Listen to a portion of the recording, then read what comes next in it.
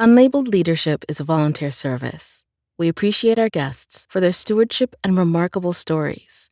We also appreciate listeners like you who back the show with star reviews and contributions. Gary DePaul with Unlabeled Leadership. Welcome to episode 134. Richard Medcalf helps you shift from incremental to exponential. Here's a shout out to listeners in Taiwan, Western Cape, South Africa, and in the United States, Miami, Florida, and Westminster, Colorado. With that, let's get started. What do you get when you put a McKinsey consultant, a slightly unorthodox pastor, and Freddie Mercury into a blender? Why, of course, Richard Medcalf. That's how Richard describes himself. He's an executive coach and a leadership consultant for founders of organizations, CEOs, and for leadership teams. Richard is a licensed minister in the Anglican Church who happens to live near Paris, France. Yet, thanks to the internet, he's available to you from anywhere. He is the host of the Impact Multiplier CEO podcast, which started in August of 2020. Richard has authored 2 insightful articles, which you'll find in the show notes, and well worth reading. Part 1, Mastermind with Freddie Mercury. In my book, 9 Practices of 21st Century Leadership, I make a distinction between leadership and heroship. I discourage people from taking on the hero's role in particular ways. However, heroes can be inspirational and they can be positive role models. In this story, Richard explains one of the positive aspects of heroship. Here's Richard. The quote that comes to mind is the following: "What if you were the Freddie Mercury of the coaching world?" It changed my life, actually, in some ways. Let me explain. This was before I actually left the corporate world, and I was really starting to think about, what did I want to do? What was the real impact that I want to make in my life? I started to come to the conclusion that I wanted to help impactful leaders do even more impactful stuff, make an even bigger difference in the world, and multiply their impact. I got really excited about this, but I was really unsure. Do I really want to do this? Did I have what it takes? Do I have the right background? And would it even satisfy me? Would I fit in the mold? I'd come from the world of strategy consulting. I'd spent time in corporate technology sector. Coaching was what you did if you had no more content, if you had nothing else to say. Just go and ask people questions, right? I didn't want to be that kind of person. This quote, "You were the Freddie Mercury of coaching," came because the person literally said to me, I work with a coach myself, and he said, "Look, tell me some of your heroes in different spheres of life. Politics, fiction, non-fiction, childhood heroes, adult heroes, historical heroes, musical heroes." I happen to mention Freddie Mercury was one of my musical heroes.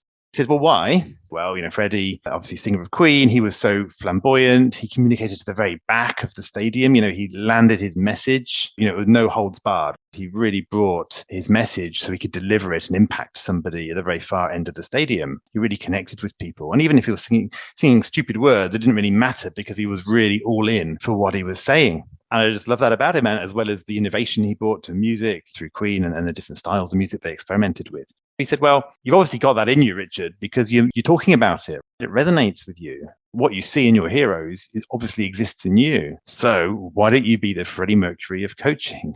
Now, of course, I don't strut around in a leotard, or I don't think my CEO clients would particularly appreciate that. But it did kind of free me up because I can be super intellectual. I can be in my head.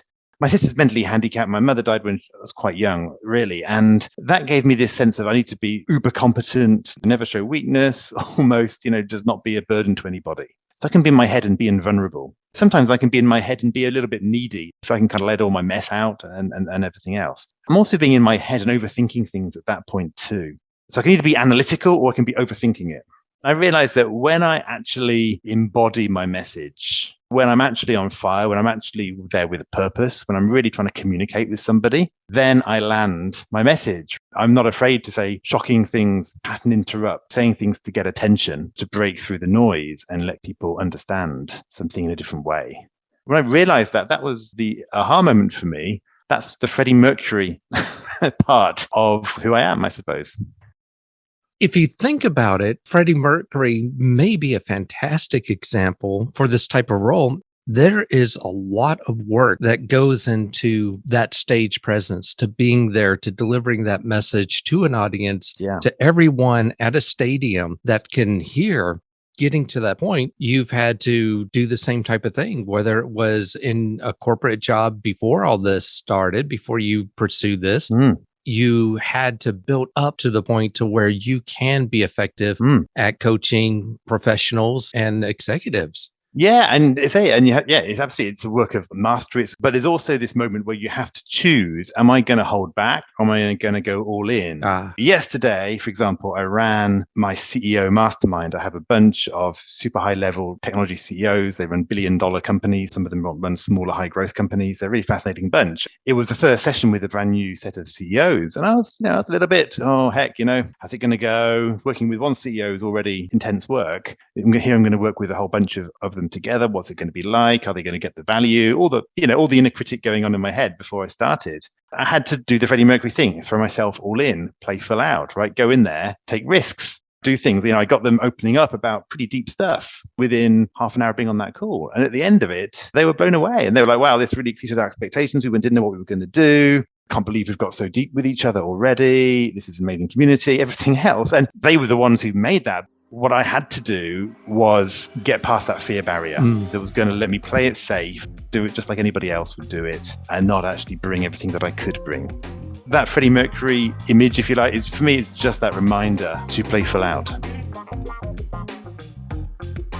Part 2, Stuck in the Inbox. I describe leadership as a way of helping people develop mentally and morally. David Marquet, the author of Turn the Ship Around, adds to that by saying leadership is not about getting people to do stuff. That's management. No, leadership is about getting people to think. It's about creating a work environment in which people can perform at their best. Richard's view of leadership complements that perspective, and he illustrates it in an incredible story. Again, here's Richard. I define leadership in various ways, but one way is simply messing with people's thinking. And just having people see things in a new way that creates a new way of being in the world.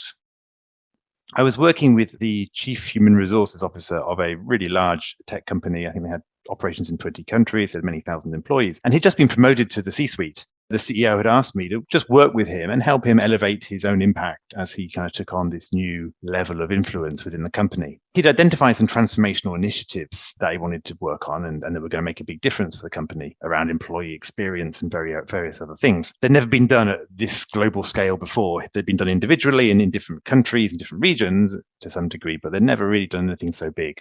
One day he came to me and he said, Richard, I need some tips because I'm stuck in my inbox. I'm spending too much time doing email. People come to me for tips. There is one instinct where you just want to say, oh, well, have you tried setting up filters? Have you tried running this workflow? Blah, blah, blah. But generally, if people are coming with tips, they're sensible people. They know most of that stuff if they've Googled it. So I'm always curious, what's the deeper issue going on?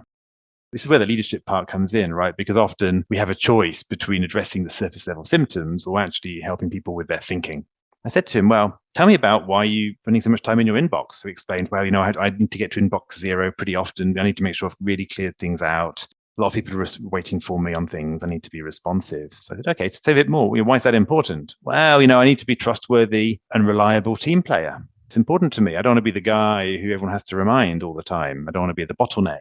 I want to be part of the team. I want to be helpful. So I said, well, at that point, there's nothing I can do to help you. And he was like, what do you mean? You can't help me. Isn't that what I'm paying you for? I said, well, you've just told me that doing your emails and clearing them out quickly is you being trustworthy and responsive, right? And a team player. I'm not going to tell you to be untrustworthy and unresponsive and not a team player, right? And unreliable. And even if I did, you wouldn't go with that, right? That's not who you are. He said, oh, well, what do I do then? I said, well, just tell me this. If the CEO was in the room, what would he ask you for right now? What would he be wanting you to be focusing on? Oh, well, he'd be wanting me to focus on these transformational initiatives because we've talked about them and he agrees these are going to make a big difference. Okay, well, what about the shareholders? Oh, yeah, well, the investors. Yeah, they probably won't know too much about it, but it really does improve the performance of the company. So I'm sure they'd want me to focus on those too. Okay. Tell me a bit more. What about the employees? Oh, yeah, well, they're desperate for it. They're so fed up of our antiquated, internal systems. It takes so much time from them. They're going to love this new initiative. And what about customers? Well, customers, they're not going to know directly, but I suppose if they were in the room and they understood this is going to actually free up our team's time to focus on their needs, then again, they'd be all for that. I kind of smiled and said, well, so you're telling me that all these different stakeholders, if they were here with us today, they'd all be encouraging you to do the work on the transformational initiatives. Well, yeah, that's true. Yeah.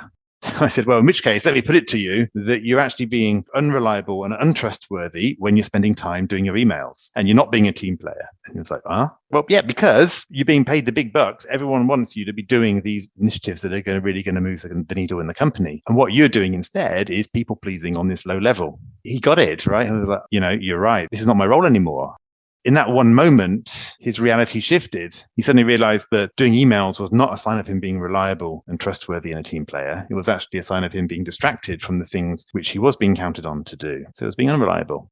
Just that one shift made a massive difference. Whereas, I could have taught him about, say, Gmail filters and blocking out his time and various things, which, all useful as far as they go. But it was that identity shift and that understanding of reality which made the difference. So I just find that's a really interesting story because it's tangible in terms of focusing on a common pain point many executives have, but it's just showing that often what we think is a tactical issue is actually a mindset and perspective issue.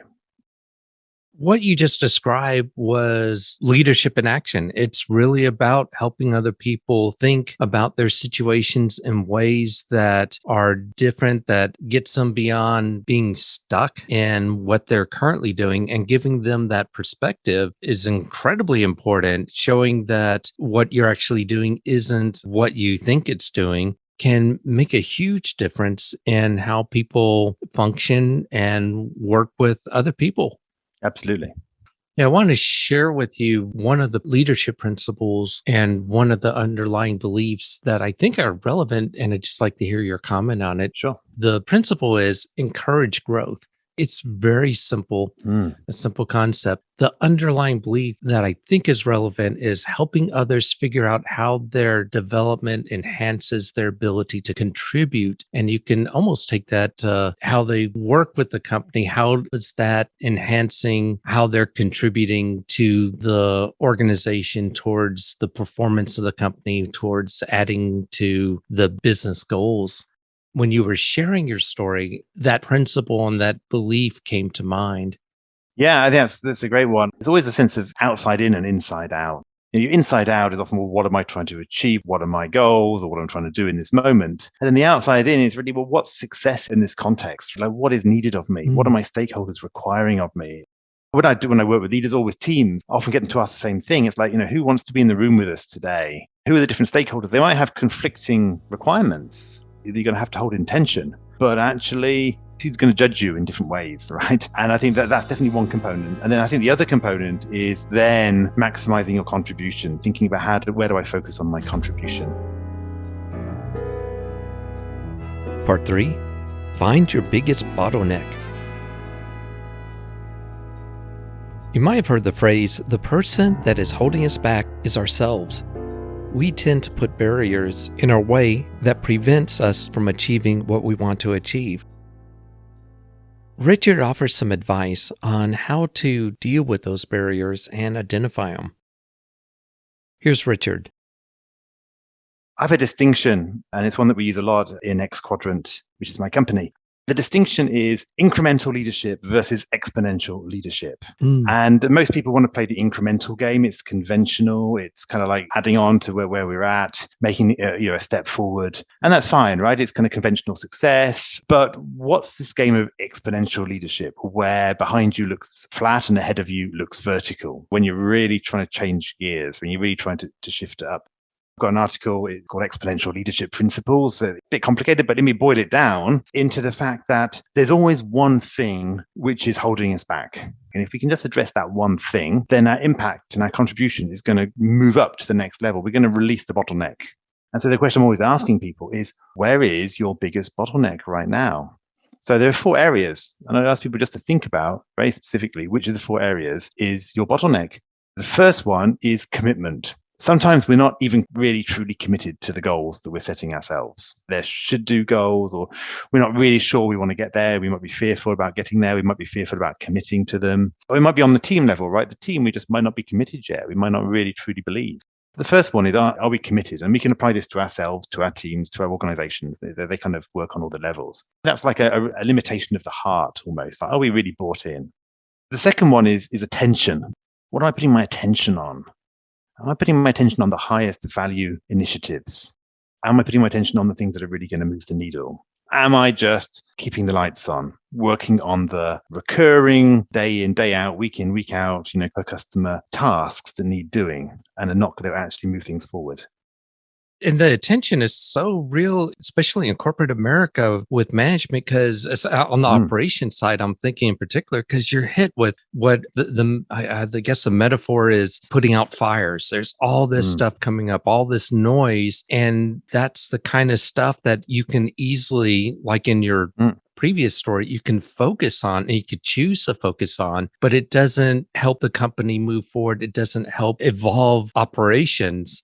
It's so easy not to prioritize what you should be attending to and just let the inbox, so to speak, or the events direct and pull you in the direction that you shouldn't be going. Yeah, firefighting seems fun on one level, right? Yeah. You get a buzz from it, you feel needed, probably something within your comfort zone, or often that's not that difficult, but it's just high intensity work. But it might actually be well within your comfort zone to deal with the problems. Yeah. And so it can be a bit of a buzz. Let's face it, fighting fires, things are on fire. It means your house is burning down. It means people are at risk, right? I mean, it's actually a terrible thing to be fighting fires. If you think about what it actually means, right? It's like, why would we be so proud that we've been putting out so many fires? Why don't we actually create a no-fire environment, right? And that's what leadership is. Leadership is getting ahead of the game, working on the systems. There's a great story, I haven't validated its veracity, but around Starbucks CEO who turned up to one of the franchise stores and noticed that one of the lights on the sign was not functioning. So it said, Starbucks or something.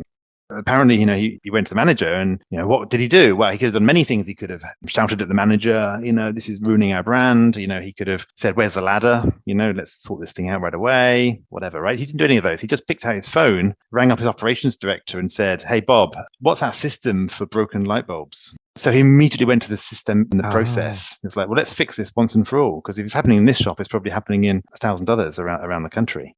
He could have just fought that particular fire, but he didn't. He put out the fires permanently. When you focus on the systemic problem, you eliminate fires. And that's where I think a lot of people, why this attention concept that you're bringing up is so crucial, because we can easily not solve the root problems by just running around with our hands waving in the airs, dealing with each of these as they come up. Yes. Yeah, absolutely. And then the other two are action. Sometimes, we've got our focus in the right place, but either we're not taking action or we haven't developed the right skills or we're letting ourselves down in some way, right? So sometimes we just need to look at, what's the results of the action we're getting? Are we actually focusing in on the right things? And then the final one is influence. I like to say we never have enough influence. We've never got all the influence we need to achieve all the goals we want to achieve, because otherwise they would already have been achieved, right? Yeah. So we're always needing to up our influence. We might say, well, I've got tons of influence in my team, but not in my organization. I can really influence my organization, but not my industry, or I can influence my industry, but not the country, or, whatever level we're playing at. There's always another level. So I'm always really asking people to say, well, choose and focus. You got to work on commitment right now, on where you're putting your attention, on the quality of your action, or on the extent of your influence. Just by really focusing on one of those four things and putting your attention on that for a while, I think what you'll find, and what I see with my clients, is that they suddenly be able to do extraordinary things, because once you actually deal with the blocker, because most of the things we do are compensating for a lack of influence. They're compensating for our half-hearted commitment. We're working like busy bees, not moving the needle, because we've put our attention on those fires, for example, and all the oughts and shoulds around us, or we're just not being effective in what we're doing. So often, we're spending all our time focusing on that and trying to compensate for it. But actually just a bit of focus on one of those four areas will unblock things for you. It's around commitment, attention, action, and influence. Yeah, that's right. Yeah. Those are all things that are within our ability to work on. That's the thing. It's not like we're talking about, the geopolitical situation or whatever it is, right? The market trends, right? These are all things which are impacting our own impact in the world. And so my philosophy really, and the philosophy that I've built into X Quadrant, is say, let's work on multiplying impact rather than incrementally adding to impact. And the only way you can multiply impact is to address the limiting factor and then to build on where you've got to. There's this theory about dominoes. I don't know whether you know this. If you line up dominoes, each domino can knock over a domino that's 50% bigger. And so, you start off with a small domino, which hits a bigger domino, which hits a bigger domino. And within about however many, 10 or 20, I don't know, dominoes, right? You're knocking down something the size of a door. And then a couple later, you're knocking down the size of a football field or a skyscraper, right? And it's the power of compounding, right? It's the power of building on what you've already accomplished and getting momentum. And I think so often we get caught on the hamster wheel and we don't build the flywheel. And that's what I love addressing with people. This is another example of the intersection between coaching and leadership.